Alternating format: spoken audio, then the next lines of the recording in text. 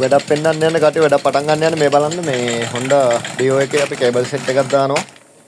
Honda Dio මේක ඇවිල්ලා මේ BG නම්බර් එක මේක අපි මොනවද දන්නවද දාන්න යන්නේ.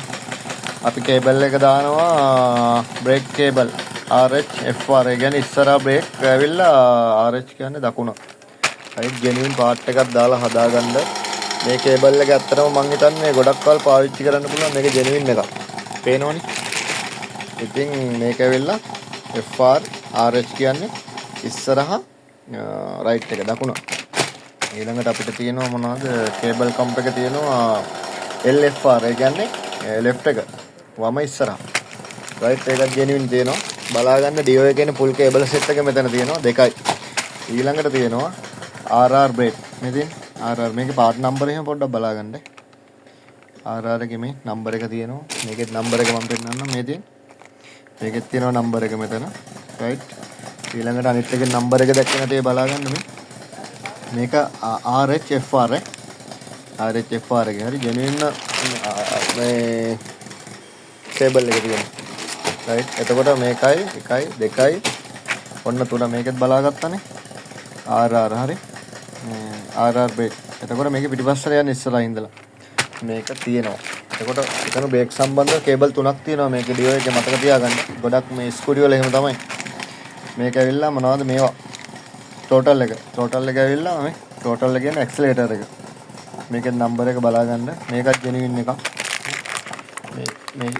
මේ ඇවිල්ලා අපේ අතේ සයිඩ් එක උඩ හැන්ඩල් එක ළඟ මෙතන ඇවිල්ලා කාබ්බරේටර් එක ළඟ කොටස. මේකත් ජෙනුයින් එකක්.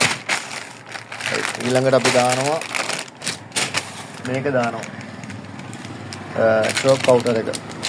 කස්ටමර් මගෙන් ඉල්ලුවා ජෙනුයින් ෆුල් කිට් එකක් දාලා ඕන කියලා. ඉතින් මම එයා ඉල්ලපු විදිහට වැඩේ කරලා දෙනවා. මේ තියෙන මේකෙත් පාර්ට් නම්බර් එක තියෙනවා.